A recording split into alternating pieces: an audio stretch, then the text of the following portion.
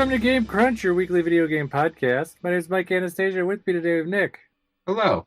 and Brandon, Hello, and we are here to talk about games and things. games and some things. Yeah, something isn't good. No, things Yep, and yep, yep. games and things. What's on the agenda this week? Well, it's still Pokemon. I know that's still Yep. there.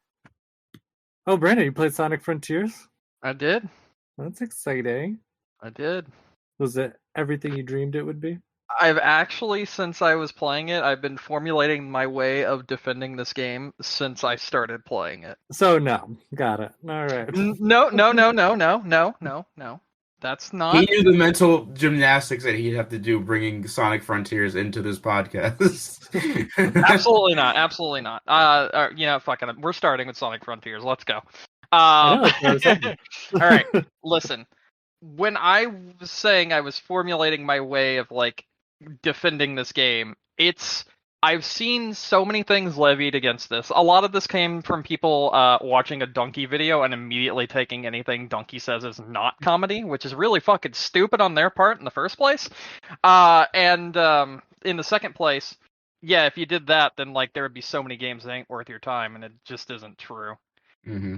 But I do want to talk about this game because there's a lot of things a lot of people have said about this game that I just don't agree with, and I just think people are looking at it from a really stupid point of view. Yeah. First and foremost, this is pseudo open world, as many people have already pointed out. It's like open zones, Yeah, that it's sort of like thing. the name that they called it, Open Yeah. Zone. Yeah, something like that. But that's totally fine. Having a smaller, more condensed open world is a better thing. It's kind of like a little like playground where you can just kind of do this, that, and the other. And it really does harken back. And this is my hot take. And I've been thinking about it for a while because you know what, I haven't even told you. I like this game. Like I like this game a lot. Like it is really fun. And that is the key word I'm going to use. This game is fun. Is it technically put together well? It's put together fine. It's not like super glitchy like the other Sonic the Hedgehog games, in my opinion. I think a lot of the things and complaints I've seen about are from people that didn't want to read how to fucking use the controls, which is a bit of an issue there. But it is put together in a sort of jank way. It's less jank than several other games I played this year, which is saying something about the Sonic the Hedgehog game. When Sonic the Hedgehog puts out a fucking open world RPG-ish game with zone-based stuff and weird combat and everything, and it's not the most broken game I've played in 2022, that's really fucking saying something. So, yeah, there's that. But what I wanted to say was the way this game is built and the little areas. My favorite little meme that I've seen is the Windows 98 wallpaper, and then just clip art pasted all around it, and they're like, "Look, guys, playing Sonic Frontiers." It's really funny. It's really good. Fantastic. But you know what I'm talking about, right? Yes. Yeah. Okay. It's a really good one. I'll try to find you guys an image of it a little bit. There you go. All right. Anyway, I'm sorry. Can't help but laugh because someone just drew the lines and everything in the Windows 98 wallpaper. Anyway, what I want to say is this doesn't need to be a Ubisoft game because a Ubisoft game fucking sucks in the first place, and it's not fun. A Ubisoft game is just boring, and it's just so much busy work to the point where like I don't want to do it, and it's overwhelming, and it's just not enjoyable. And that's not how I feel about this game. I'm just kind of doing things because I feel like it. So there's that, and it's good. It's really good, and the platforms and this, that, and the air and whatnot, and them placed all haphazardly and that sort of thing. I get it. After playing the game, I understand why it is done that way. Mm-hmm. And it's because as you do little challenges and little things here and there, because there's a little, like, somewhat mini-game things that you can do that unlocks different portions of the map, and those little platforms and whatnot all link together and form a fast travel system, essentially. So without fast traveling, you're able to like grind on rails and everything that get built as you uncover more and more of the map in the hub area, and it makes it all one cohesive like put together piece once you've unlocked every single bit of it. You don't have to do that. You can just do things like running around and jumping on platforms and going here and getting rings and upgrades for like your speed and your amount of rings you can carry and your damage and this, that, and the other.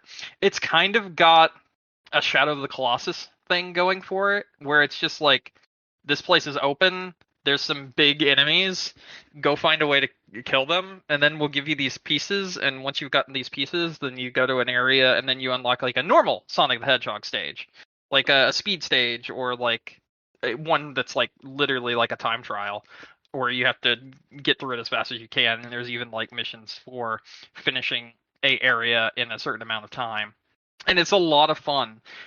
And the one thing I was trying to say and like come together and like figure out the best way to put it together is, if you look at something like Green Hill Zone, if you look at something like Casinopolis Zone, if you look at any of that map that you play in the original Sonic the Hedgehog and Sonic the Hedgehog 2 and Sonic the Hedgehog 3, why are those pieces there other than because it's a platformer? And I think that's what they were going for here, because you're just using the platforms as a mean to an end to get to the thing that you're trying to get to. And in like the original games, it's to get to the end of the level, and in this game, it's to get to collectibles. And there's so much collecting going on that it also gives me like Banjo-Kazooie vibes. I'm not going to say Donkey Kong, because there's not that much collecting, but there's a lot of collectathon elements here, and I like that as well. This game's good. It's just fun. Like, I don't know what to say other than it's a lot of fun. My friend picked it up on PC, and that's how I got to play it. Because yeah, I got it on PC as well. If you look at this game on Steam, and it's not a meme, the reviews are rated overwhelmingly positive for this game on Steam. That's good. Because it has none of the stuttering, it has none of the weird like lag like the console versions do, and I don't know why it doesn't. But I've been playing this on the Steam Deck, and I've had an absolute blast playing it so far. It's just fun, and that's really all there is to it. It's just so much fun to like run really fast and jump around and hop on these enemies and defeat them, and then unlock a different thing. And it's like, oh, where does this take me? Okay, well, I went here and explored this area. Okay, this is cool. I unlocked this thing by doing this. I wasn't even meaning to do that. I just accidentally did it. Okay, well, there you go.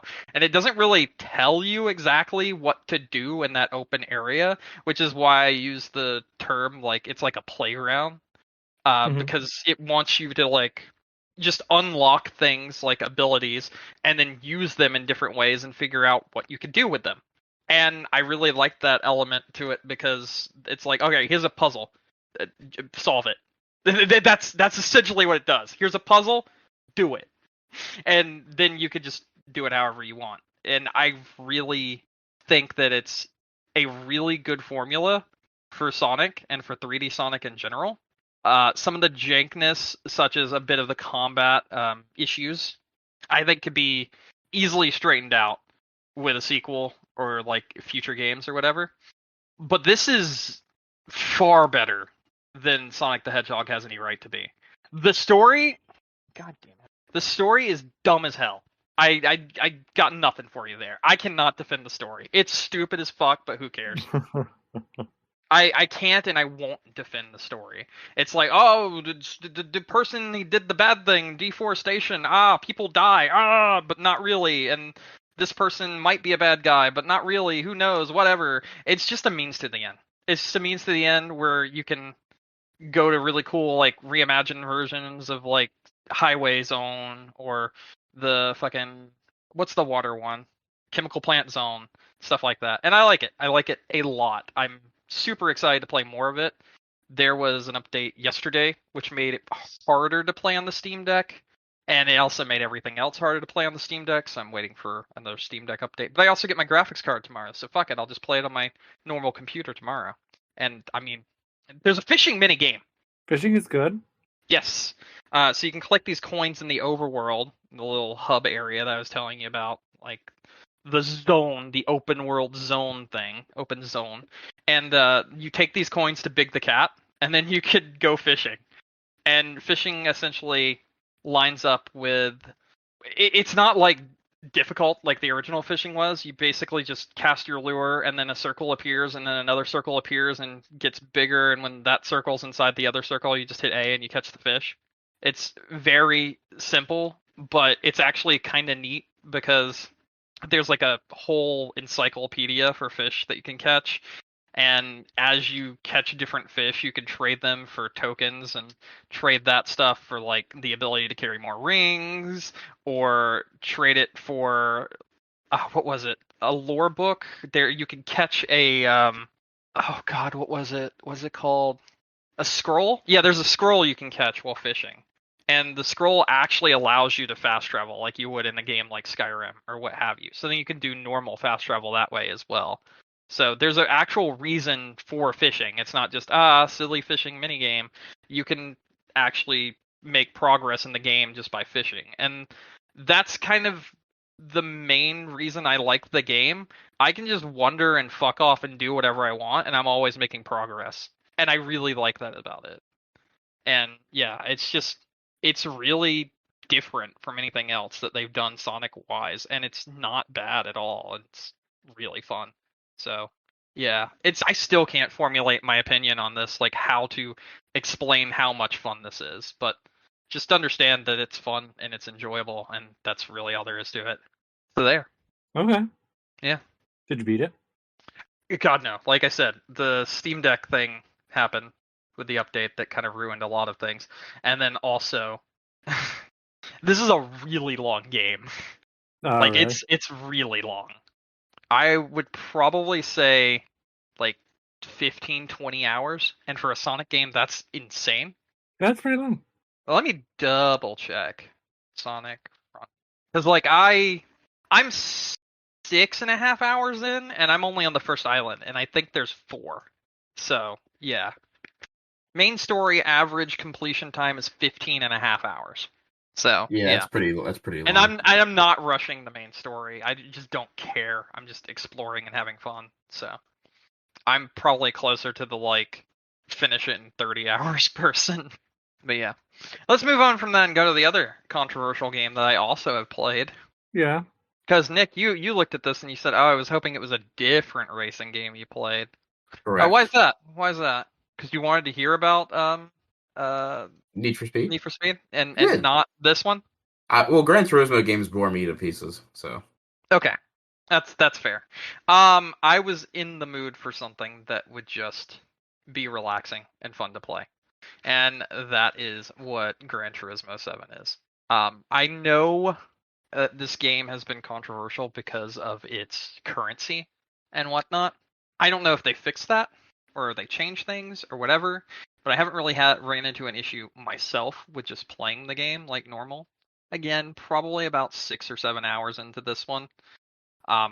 It's got a interesting like idea here where essentially you have these books that you have to complete, and you get one given to you at a cafe, and every time you get one given to you at a cafe, it's like this book is collect this kind of car, 3 of it, and the way you can do it is by going and playing certain races that reward you with that kind of car when you beat those certain races in a certain position. And then once you've got all of those, it gives you like a little bit of background information on the car, the make, the model, and that sort of thing. So it's just kind of nerdy car stuff. But it's just really relaxing. Like it's beautiful to play. It's super relaxing. It sounds really nice. It looks really nice. And I just you kind of get into like a pattern where you're just like, go to the cafe, get a car. They want me to get these cars. Go to this part of the world. Choose a race in this part of the world. It has this car as a reward. I need a car of this kind of make and model. I'll go to the used car lot because they have that here. I'll use some of the credits I've earned from already playing the game. I bought a used car. I can change it up and tweak it to however I want in the auto area. I can customize my avatar. I can customize my helmet. I can customize the liveries on the car. I can customize just anything. Essentially, it's like I want this customized. Yeah, you can do it. Fuck it, whatever.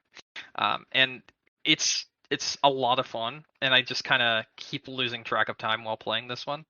I got it for like $35, so not paying 70 made this game a lot more fun. Also, in my opinion, Fair. because this is one of those games Yeah, where I it's could like do it. it's one of those games where it's like if I paid $70 for this, yeah, it'd probably be like, but paying like $30, $35 on the Black Friday sale, and then just sitting in front of a big TV with headphones on, in using the first person driving point of view, it's just really relaxing and a lot of fun and like a really good way to like unwind essentially. And like I said, you get into a pattern by the way the campaign works just in general. And yeah, it's good. I like it a lot. And some of the people that like make things in that game are like super creative. A lot like you have in like Forza and that sort of thing. So I'm glad that we have the option to have that sort of thing like we did in Forza, because I think having the ability to customize your car aside from just the performance is a way better experience than just random red car that you got costing like $1 million, or like 57,000 or what have you. If you can't actually customize how it looks on top of that, then what the fuck's the point? So Mm-hmm. yeah, I like it. I like it a lot, and I like both these games a lot. So yeah, there's that. And that's really all I played. But I did enjoy both the games that I played quite a bit, and I wasn't supposed to, but I did. Did you play any more Pokemon? I did not. No? Yeah. That's fair. Nick, did you play any more Pokemon? I did. Where are you now? I've that's such a roundabout way. I can't really answer that. No.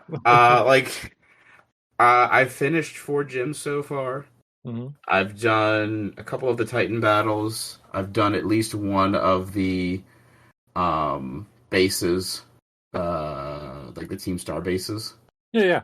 The the gym challenges are just getting dumber and dumber. Oh, they are. I did the one where for the water gym where you just got to return his wallet and then bid on the thing that he wanted. That one's stupid. It is. At least that one I think is just supposed to introduce you to like a new mechanic, which at least I give it more credit for that than any of the other ones. I did the one for the normal type gym, which by the way, spoilers, I just Googled what the recipe was. I was like, fuck this. You bastard. I'm gonna fucking do this shit.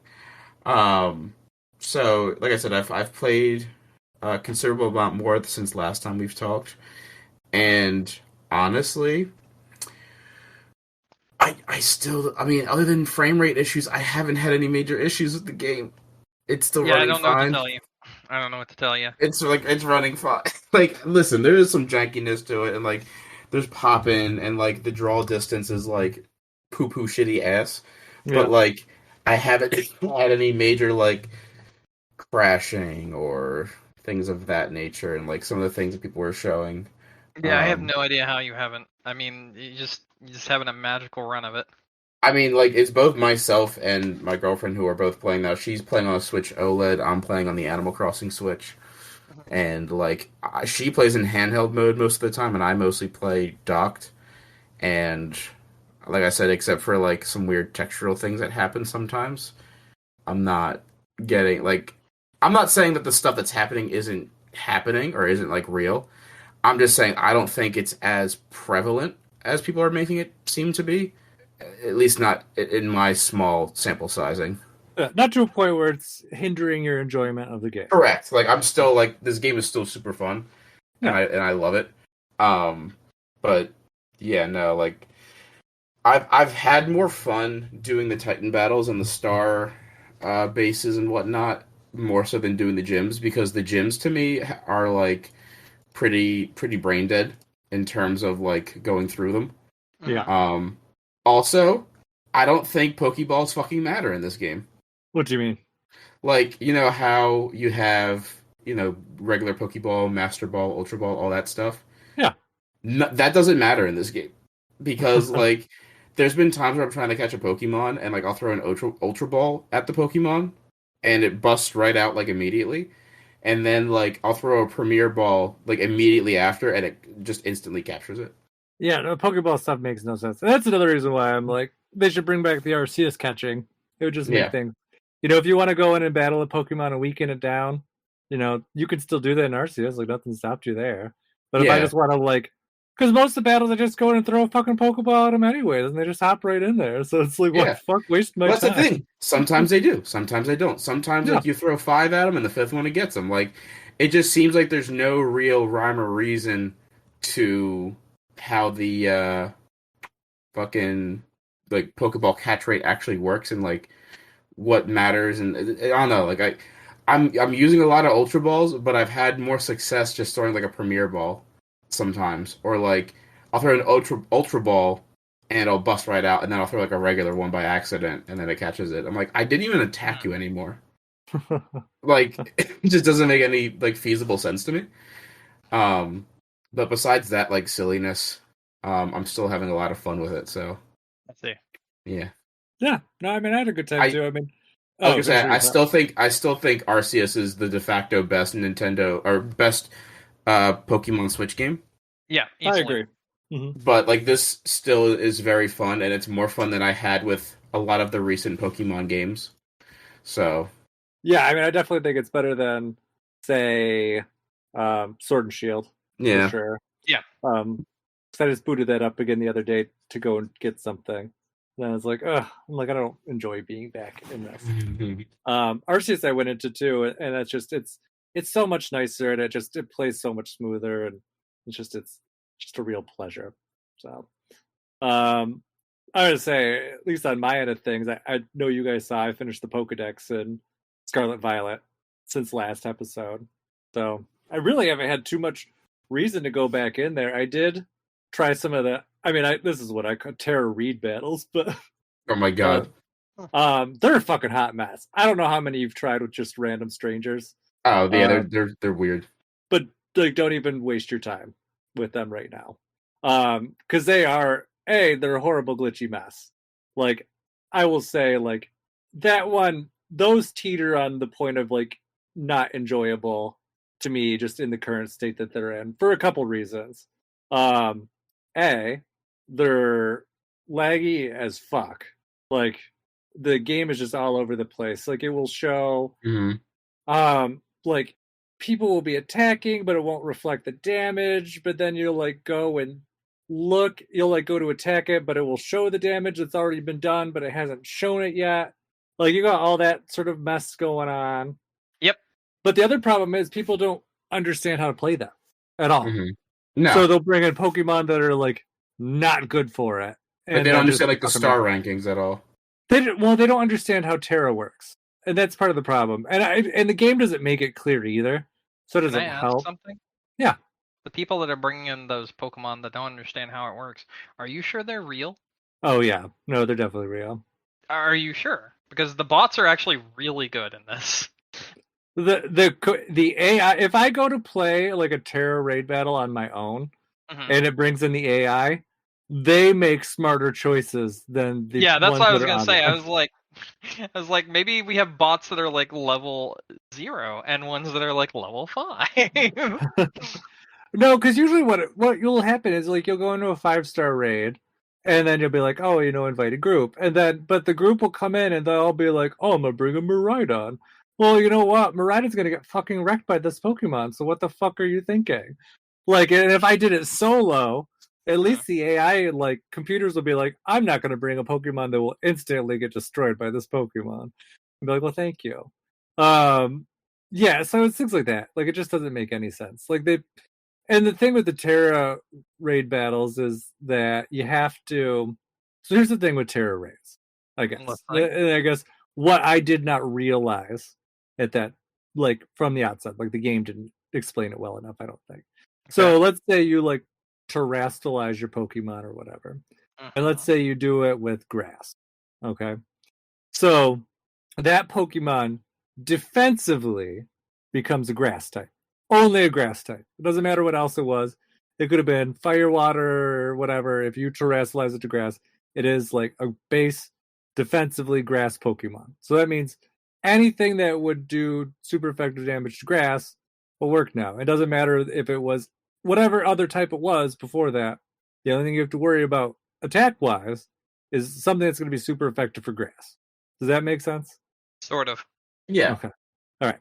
Then, in terms of the Pokemon offensively, then they have, let's say it was like a fire type beforehand. So it still has its effective attacks for fire, and it also now has effective attacks for grass. That's it. That's all it means. Okay. So if you were going into a raid with a Pokemon that is like I said, like, I don't know, this hypothetical one where it's like fire type originally, but then it's super effective against grass. You're not going to bring like a water Pokemon in, which is that's what the people are doing online. It's like they're bringing things that are like going to get destroyed. Yeah, they're just being stupid then. Yeah, they don't understand how it works, and so it's just I've seen a lot of people like say it online. It's just it's very frustrating to play the Terra raid battles with strangers because odds are you're gonna just get people who bring in ones that are dumb. Like there was what was it that I had that I had a 5-star raid show up in my game, and I'm like, oh, let me try it online with people, and it was something like I don't remember what Pokemon it was. It was one I needed. I remember that, but everyone kept on trying to play with like Miraidon and Koraidon, and they were just getting absolutely destroyed instantly every single time. And be like, you're not thinking about anything actually. So I don't know. It's just that de facto, like, oh, it's a legendary. It must be good against in this 5-star raid battle, and it's not. That's just not how it works. So, I see. so they play with their friends, or interestingly, like there's people who've made strategies online to like play to like at least do the 5-star raid solo. It is possible because the nice thing is if you're playing solo, you don't get penalized by the other players getting fucked off. Yeah. The only thing you have to worry about is the time limit. So if you have a Pokemon that's high enough level and can deal enough damage against it, then play by yourself. Like you'd be better off. So yeah, so there's that. And then, so I don't know. So there's this other thing too. I thought it was a glitch because I sent you guys this message because I thought it was weird. But apparently it's a feature. But I do think I would consider it a glitch. What's that? So when you're playing online in like a Union Circle thing, Okay. if you are in like a small distance from the other person you're playing with, their Pokemon spawns will appear in your game. Mm-hmm. Oh. So, which is cool if you are in a place that spawns exclusives to that game, like the final area of the game that pretty much having people with the different copy of the Yeah. game Mm-hmm. having those Pokemon spawn in while you're online in your copy. Yes, Yep, correct. I heard about that. Yeah, so if you are in the final area of the game, that pretty much almost exclusively spawns exclusive Pokemon. It's wild because you'll be like, oh, here's my exclusives and your exclusive in the same space. The only reason it seems like a glitch, though, is because unlike the other parts of the world, to my understanding, and at least from what I saw when me and you did Union Circle together for a few minutes, Brandon, when you were in this final area of the game, the other person does not show up on the screen. You don't know where they are unless you were talking to them. So you'll just be kind of like, my experience with it was because I was just playing with like a stranger online. It was like if we happened to be in the same spot, both Pokemon would show up, but if we were not, then they would not. It was the weirdest fucking thing. And like if you go and catch one of the Pokemon that show up, then it just kind of like freezes frame in the other person's game. Like it's not catchable. You can just kind of like walk through it. It's just there, but not really doing anything. It's just weird. Very weird experience. That I would say is like, if that's a feature, then it's a very, very glitchy feature. Like it needs to be fixed. Like that is not. It doesn't make sense. You can't tell where the people are. There's no way. Because the final area of the game is like one spot on the map, but it's like multi-floored. Okay. And it's a mess. I mean, it was cool catching all the other Pokemon because I didn't have to like, trade with someone online. And it's just like, here you are, just catch them. and then we just kind of like walk through where we wanted to go. Mhm. But the fact that you couldn't tell where they were from the off, it was like a game of hot and cold. Like there was one point where I was like, hey, I found this Pokemon you're looking for, and they're like, well, where are you? And I'm like, well, I'm on the bottom floor next to this ramp in the water. If you could find it, God bless. And it's just kind of like, so then you would be like, you start looking for the strange Pokemon to show up because that's how you know when you're close. Because if they're not showing up, then you're far away from each other. It's weird. It needs to be fixed. Like you need to be able to see the other person at least to make it work. I don't know why they didn't do that. Like you could see them elsewhere in the world, but why it's Yeah. not in the final area of the game, I don't know. So there was that. I don't know if there's anything else I had to say about Pokemon now. I do like the music in this game. I think that is one thing we did not It talk is about quite last good. week. Yeah, it's quite good. Yeah. I kind of like that they recycled to some degree that Gigantamax theme from Pokemon Sword and Shield. Like, I don't know, where it's kind of like the crowds all cheering, like the wow wow wow wow Yeah, wow. that's a good one. Like the one Yeah. when you terrestrialize. That Yeah. one's good. I like that song. But there's a bunch of other ones that are really good too. I was just casually noticed it the other day. I was like, oh, a lot of this music is actually like pretty solid. I don't know. That's all I got for Pokemons. Do you guys have anything else to say about it? No. No, not really. Okay. Well, I finished up Bayonetta 3 too. That's my Yeah. other thing. And I really don't know what to say about this game. I really don't. Did you not like it? No. I think I don't know if it's as good as Bayonetta 2. I think that might be where I am with it right now. Like the Bayonetta parts in this game are good. But the problem is, and it's the same thing I've talked about the last 2 times I've talked about this game, is that the fact that this game is not all Bayonetta parts. That's the Like issue. it's a lot of that's the issue. Like that's my issue with the game, and like a lot of the other parts are not fun. Okay. And so that's just kind of like a hindrance. Like, and it's just weird because they go out of their way to add all these like weird alternate like gameplay pieces to this game, but it really doesn't need it. And there's like a secret book that you unlock in this game, like with a secret chapter, and it's got even like an entirely different fucking thing that doesn't make any sense. Oh my god. And if I was going to guess, it seems like it's a hook for some sort of DLC thing, but it doesn't make any sense. Like it doesn't make any sense visually. It doesn't make any sense gameplay wise. It's an interesting concept, but it's like a demo, and I really don't know what to make of it. So there's that. So in terms of like the way that the game ends, I'm not upset with it. Okay. But what it's setting up for a potential Bayonetta 4, I do not like. Okay. So that's wary. And I don't know, Camilla was talking about Bayonetta 4 on Twitter's the other day, but I don't understand his words, so I don't even know what it means. Something like the ending makes sense. I don't know. I probably should just look it up and read what he said. Because otherwise I'm just going to say something that doesn't make any sense, but he doesn't make any sense. Let's see. I agree. Let's see. He's talking about the ending. It's like, I didn't think it was unexpected at all, but it seems the ending of Bayonetta 3 wasn't conveyed correctly to everyone. So I think Bayonetta 4 will be an unexpected development for everyone. After all, when Bayonetta 4 comes out, I'm sure there are people who will say you added that as an afterthought, so I'll say it now.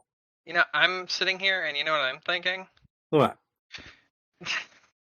Bayonetta 4 will start out like Kingdom Hearts 2 did, where you'll just be like, wait, why are these people? What's going on? Why is this here? Where am I? What is going on? Who are you people?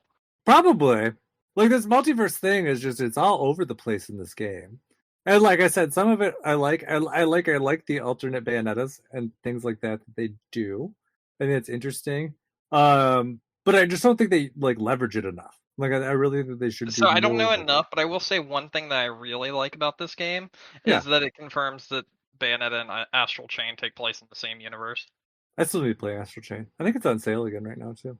It's I know you hate it. I just want to play it. Oh, I was gonna finish that sentence. I was going to say it is a game that I think is good. I don't think the system it's on does anything to make it good, though.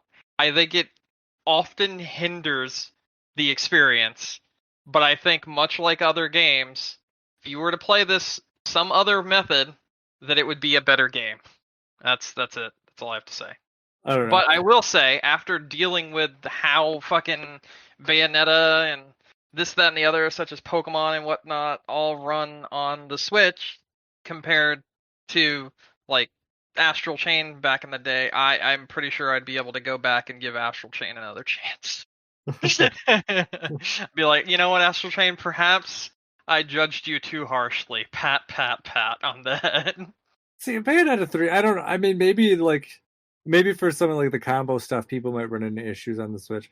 Like I said, my biggest issue with Bayonetta is it's definitely like they couldn't make up their fucking mind what they wanted to do with this game. There's definitely performance issues. You can't even deny that with both Bayonetta 3 and like to a even way bigger extent, obviously Pokemon.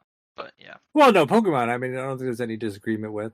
But Bayonetta, I'm sure there's performance issues. I'm just saying, I don't think, at least in terms of gameplay, there was any performance issues that would hinder my gameplay experience. No, Like I'll I have said, to come back to that. The biggest hindrance to my gameplay experience in this game was the actual gameplay. Yikes.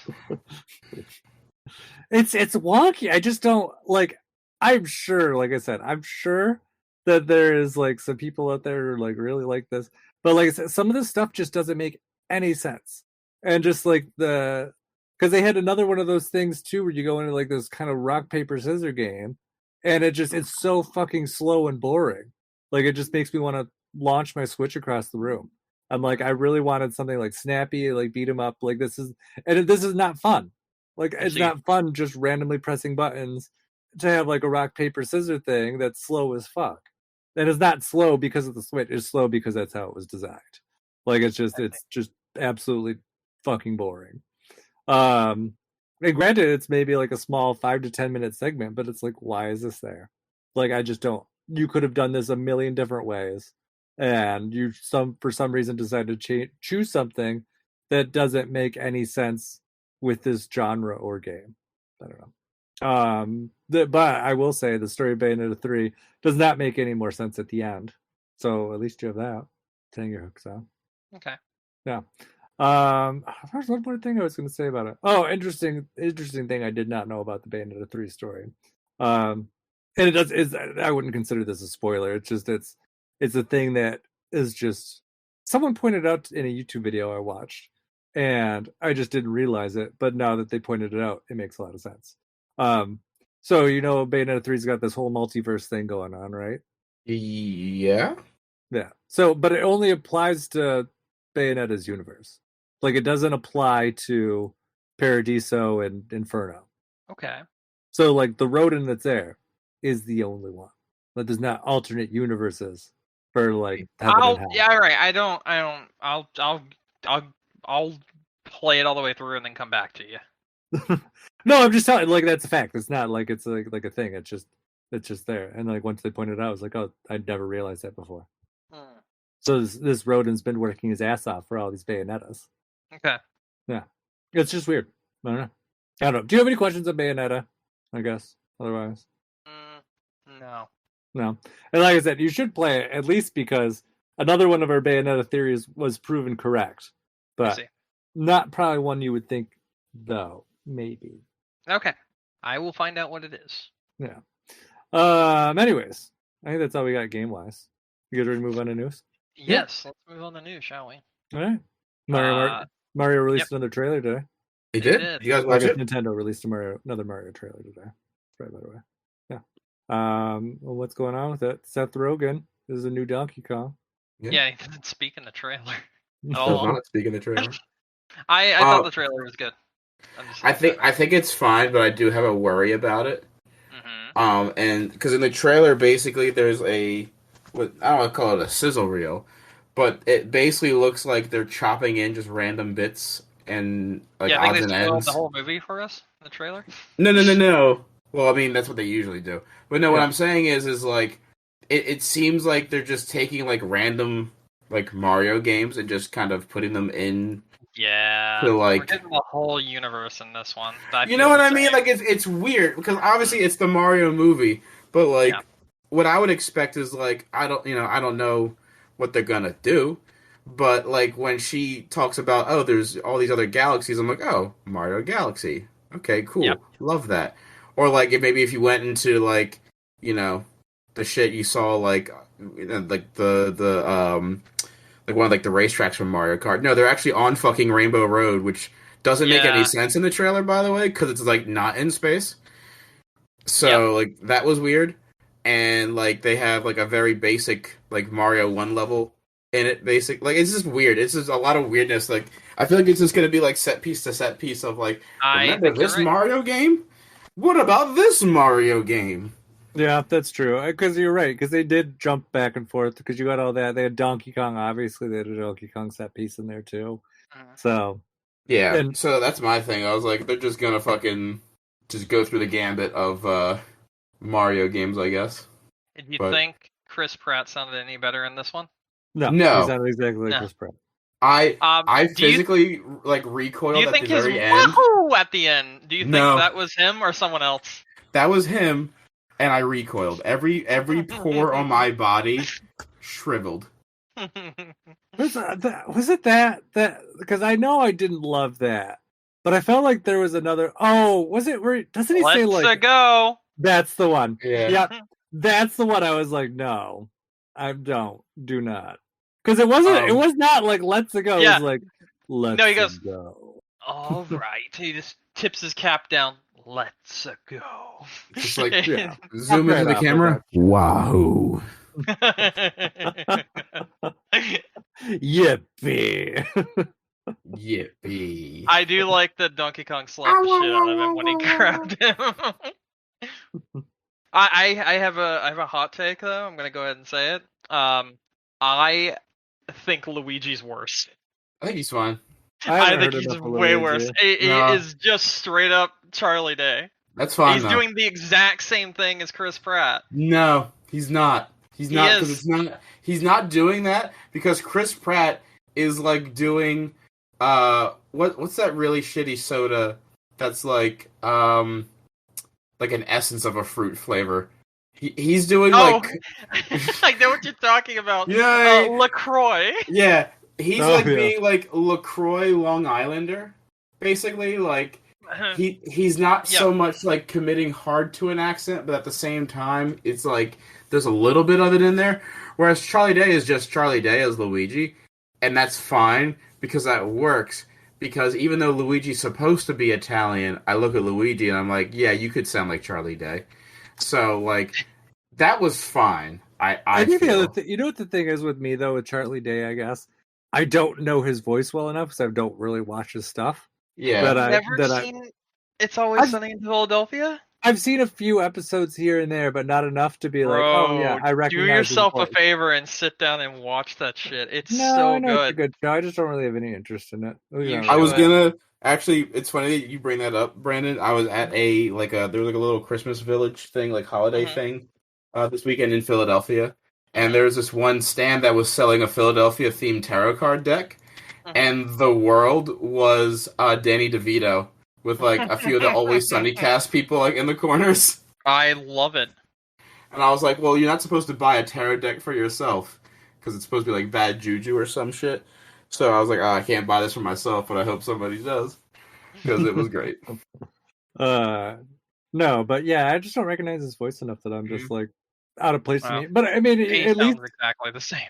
At least outwardly, it's like you could see like, oh, maybe him and Chris Pratt could be brothers. Like, I don't know. Yeah, so I don't really find his voice offensive. At least yet. I mean, who knows? I don't think it's offensive. I just think it's Charlie Day. Peach sounds good. Yeah, I do like Peach. Peach is good. Yeah, I was hoping she was going to be British after they like showed the actress off. I also like the direction they're going with her. Yeah, like how she's not like, oh, I'm being stolen by Bowser. No, like she's being a bad bitch. Yeah, which is good. I think that's the best way to handle it. Yeah, I'm happy with that, and I hope the Toads are awesome. They did have some like promotional artwork leak yesterday or the day before this week too. I don't know if you guys saw that. I did not. Speaking of them like trying to shoehorn other Mario stuff in, like Yeah. some of the posters are like, "We're the Mario Brothers and Plumbin's our game." So like they're trying every angle they have with this. So I don't know. Peach I think looks good. I mean I think that I like you said I like that badass thing. I think the Toads look fun. One of them was carrying like in the promotional work. One of them was carrying a frying pan. Yeah. Yeah. In the trailer, you see the one that's played by fuck, Key. yeah, carrying a frying pan alongside badass Peach, who has like a fucking scimitar. No, she has a battle axe. That's what it was. Yeah. Yeah. Watch this whole movie just as like Mario just does nothing, and then Peach just does it all herself.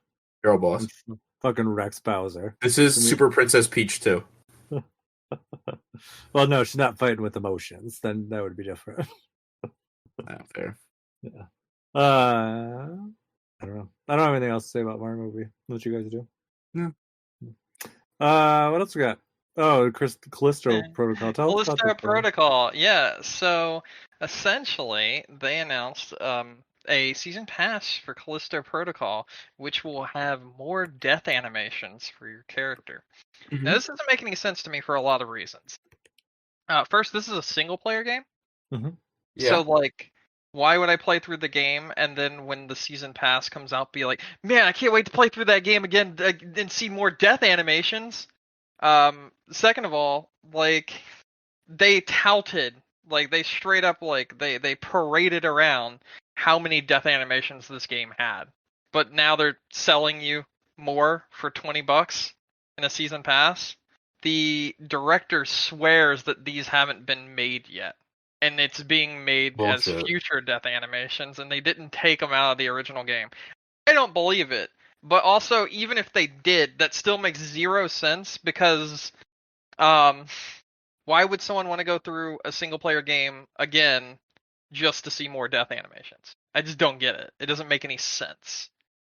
Yeah, So, no, it doesn't there's that. make any sense. Like, I would never be like, oh, let me buy this season pass because I want to see him die in different ways. Also, this is a $70 game plus another, or maybe it's 60. Let me double check.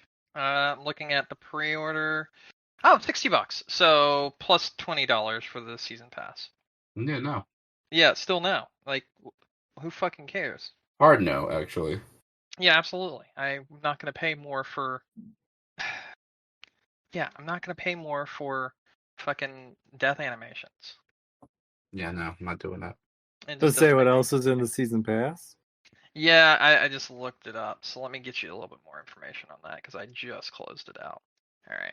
So in the season pass, it says story DLC, Outer Way skin collection, Contagion bundle, Riot bundle. I don't know what most of those things are. Yeah, I can't tell you what any of those things are. I'll say it again after last time we talked about it too, but season passes should be dead. I don't know Yeah. why. It's Yeah. that's definitely a dead trend. It is. Let's see, Contagion Oh, bundle. Contagion bundle has permadeath game mode, so difficulty options, awesome. Yay! Difficulty options? None of this sounds very fun. Oh, there is a story DLC, but it doesn't really say anything about it. Yeah, I mean, the game looks great. I mean, it does. It does. Yeah. 13 new Jacob deaths and 12 new enemy deaths will be in the Riot bundle. Ooh. Yeah, that's just yay. Let's pay for death animations. You know. It's fucking stupid. I hate it. I hate it so very much. Yeah, this is a weird one. It's really weird because this game had nothing but like hype behind it, and people were super excited for this game because it just looks like a good Dead Space, like a really good Yeah. Dead Space. It does. And then like once this information came out, literally this game's popularity and anyone talking about it is only now talking about it to be like, yeah, I'm not buying this shit. So like they literally killed their game right before they released it. I don't even understand. They're gonna be like, oh, our game failed. I guess nobody wants a game like this. No, nobody wants your stupid fucking draconian Game Pass. Season Pass bullshit. It's stupid. Yeah. It's a weird oddity. I just don't Yeah. understand what they were Yeah, thinking it doesn't of make it. any sense to me either. Unless it was like a publisher like request. I don't know. Like I mean, the director took to Twitter to talk about it, like to be like, "Oh yeah, we're gonna have more death animations and blah blah blah blah," and people are like, "Why are we paying for them?" They're like, yeah, Yeah, I mean, the other thing is too, like, wouldn't death animations imply that they're in like a different situation? yeah." See, that's what doesn't make any sense to me. Because like, if you look at it from multiple angles, right? Yeah. Story DLC, death animations. Hmm. You know, I get the new death animations to go with the story DLC, but like Yeah. that's not sold in the story DLC pack. That's in the No. other pack. Yeah. So like they want you to replay the original game and see new deaths? With permadeath. No, that's in a different pack. One of the, I think the one has, where did it just go? Yeah, that there's 4 different packs: story DLC, the permadeath one, the death animations one, and the wave-based shooter one. Those are the 4 DLCs. Yeah, so the They're all Contagion separate bundle packs. includes the 13 new death animations. Mm-hmm. The Riot bundle includes 12 new enemy death animations. Yep, 2 different packs. Mm-hmm. Yeah. So fucking stupid. So, but the Contagion bundle is the one that has like the wave-based thing? Oh, okay. The Riot bundle is the wave-based thing. Okay, all right. Yeah. So I don't know. What are you gonna do? Play the Contagion thing like 13 times just to see all the new death animations? Fucking no. I don't know. The game better be pretty fucking short. Do you think that's people are gonna do that? Well, no. Okay, you're misunderstanding. The you wouldn't just. Oh, I guess you'd pay like the wave-based one for the death animations. Is that what you're saying? Or like, what do you No, saying? so the Contagion bundle, the one that's like the permadeath. Yeah. That does that. The Contagion bundle. Oh, so you'd go includes the 13 permadeath, new and death then animations. every time you die, you'd be like, I got to start the whole game over. But at least I got to see that sweet death animation. What if they're probably random though? So it's like you don't even get to pick.